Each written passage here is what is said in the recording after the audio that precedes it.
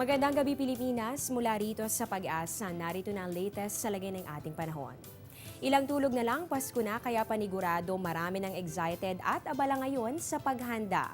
Pero bukod sa paghahanda ng mga pangregalo at pang Noche Buena, naku, ihanda rin ang emergency kit dahil isang bagyo ang nagbabadyang makaapekto dito sa ating bansa. Tropical depression po itong binabantayan natin sa labas ng Philippine Area of Responsibility na huling namataan sa layong 1,755 kilometers silangang bahagi po yan ng Mindanao.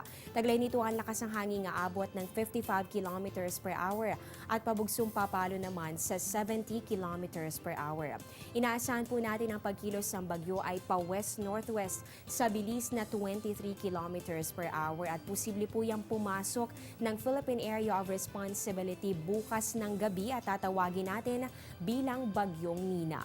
Ayon kay Pag-asa, weather forecaster Shelly Ignacio, kung hindi po magbago ang direksyon nito, posible po yan tumama dito sa bahagi ng Bicol region this weekend. Ibig sabihin po nito, maaaring sa bisperas at sa mismong araw ng Pasko ay manalasa ang isang bagyo. Dito po yan sa loob ng ating PAR. Inaasahan namang lalabas po yan sa area of responsibility sa darating na Lunes ng gabi o kaya naman ay sa Martes ng umaga. Habang patuloy ang paglapit ng bagyo dito sa loob ng PAR, patuloy naman ang pag-iral nitong hanging amihan o northeast monsoon, partikular na dito po yan sa bahagi ng Northern Luzon. Sa mga susunod na oras, mararanasan yung bahagya hanggang sa maulap na kalangitan na meron tsansa ng mga pulo-pulo at mga may hinang pag-ulan, partikular na dito sa Ilocos Region, Cordillera at ganun din sa bahagi ng Cagayan Valley. Para naman dito sa Metro Manila at sa natitirang bahagi pa ng ating bansa, mararanasan naman natin itong bahagya hanggang sa maulap na kalangitan at meron pong chances pa rin nitong mga pulo-pulong pag-ulan o pagkidlat pagkulog. Diyan lamang po kayo, magbabalik kami matapos ang isang paalala. Teng, ang package. Ma'am, sabi ng Air 21 on the road na.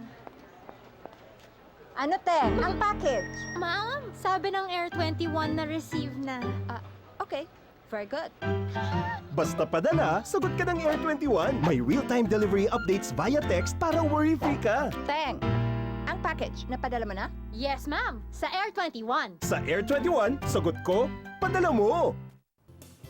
Mga pag-ulan nararanasan ngayon sa ilang bahagi ng Visayas. Sa inilabas na abiso ng Pag-asa, nakakaranas po ngayon ng thunderstorm ang ilang bahagi ng Bohol. Kabilang po dito ang Lobok, Loay, Sikatuna, Albuquerque.